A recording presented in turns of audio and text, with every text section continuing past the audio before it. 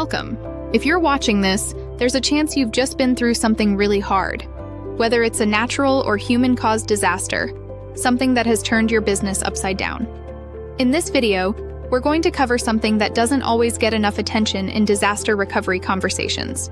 How you communicate, how you adapt your operations, and how you take care of the people around you, including yourself.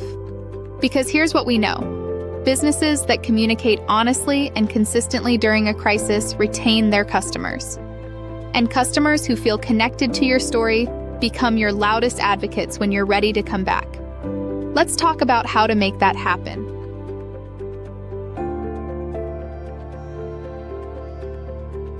The single biggest mistake businesses make after a disaster is going silent. We understand the impulse. You're overwhelmed, you don't have answers yet, and you don't want to say the wrong thing. But here's the catch. Silence signals permanent closure to many customers. They will move on. So communicate early, often, and honestly, even when you don't have the full picture. You don't need to share every detail. A simple human message goes a long way. We experienced significant damage, and we're assessing what comes next. We're safe, we're grateful for your support, and we'll keep you updated. Be consistent across every channel: your website, Google, Yelp, your delivery platforms, social media, email, and text. If your Google listing says you're open but your door is boarded up, that erodes trust. Review Section 5 of the Disaster Preparedness and Recovery Toolkit, linked below, for a full guide and timeline to update each of your channels with key messages during closure and reopening. Remember, your community is rooting for you, and saying thank you costs nothing and builds everything. While your space is being repaired, there may be more revenue options available to you than you realize. For example, if your commercial kitchen or storage space is even partially operational, delivery platforms can be a genuine lifeline. Restaurants and virtual restaurants can resume delivery before the dining room is restored.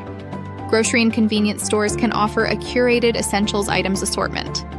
Liquor stores with delivery licenses should reactivate those platforms immediately. Delivery sales can sustain you through physical repairs. Flower shops can pivot to delivery-only arrangements with a simplified menu. The key is to get something running even if it's scaled down. Beyond delivery, think creatively. Could you partner with a complementary business to operate a pop-up from their space while you rebuild? Could you launch a meal kit or product bundle that ships or delivers? Could you shift a restaurant to catering and events while your dining room is under repair? If you have products, could you sell them online while your physical store is closed? A scaled-down, simplified operation that generates some revenue is almost always better than a complete pause. For your cash flow, for your team, and for keeping your customers engaged.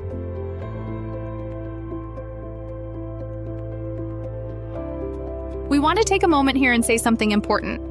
Reopening is not the only valid outcome, and deciding not to reopen is not failure.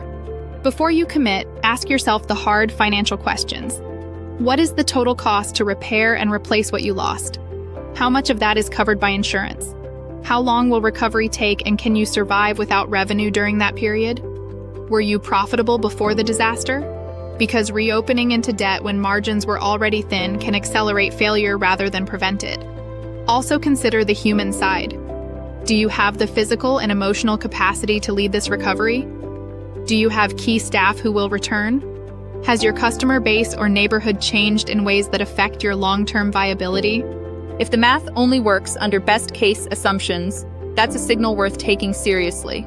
There are alternatives worth exploring: selling the business or its assets, pivoting to a smaller format, or taking a defined 30 to 60-day window to gather information before making a final call. And if you decide to close, do it thoughtfully. Consult an attorney and accountant before taking formal action. Notify your creditors, landlord, employees, and vendors proactively and in writing.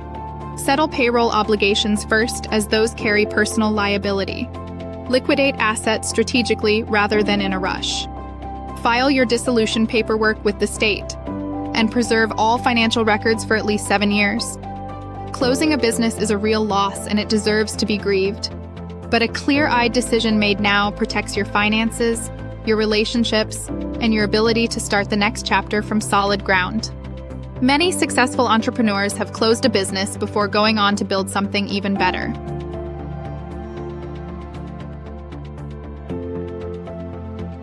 If you decide to reopen, wonderful.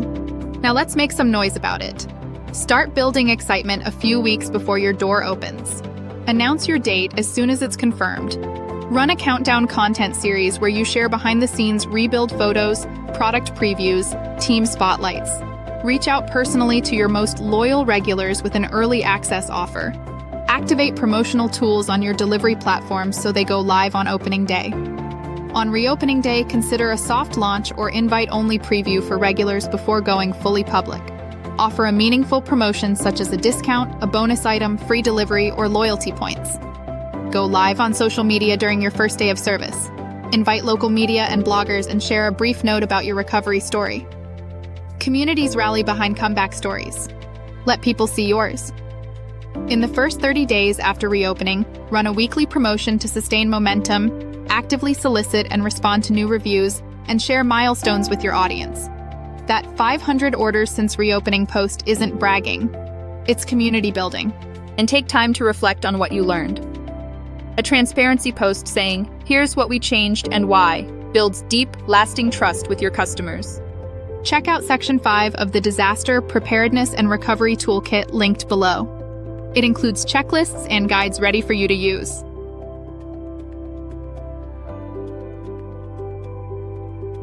We can't close this video without talking about people. Your employees are going through this too. They may be dealing with their own property damage, financial stress, and emotional exhaustion, on top of worrying about their jobs. How you show up for them in these weeks will define your culture long after the disaster has passed. Communicate with them early and honestly. If there will be layoffs or reduced hours, put it in writing so they can file for unemployment without delay. Run payroll on schedule if at all possible. Employees facing their own losses need that stability. Contact your payroll provider immediately. Services like Gusto, ADP, and QuickBooks Payroll have disaster protocols that can help. When your team comes back together, hold a check-in. You don't need a script. Simply saying, "This has been hard on all of us and your well-being matters," goes further than you might expect. Watch for signs that someone is struggling. Changes in mood, withdrawal, expressions of hopelessness.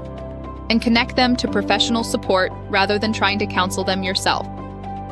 Share the SAMHSA Disaster Distress Helpline with your team. The number is 1-800-985-5990.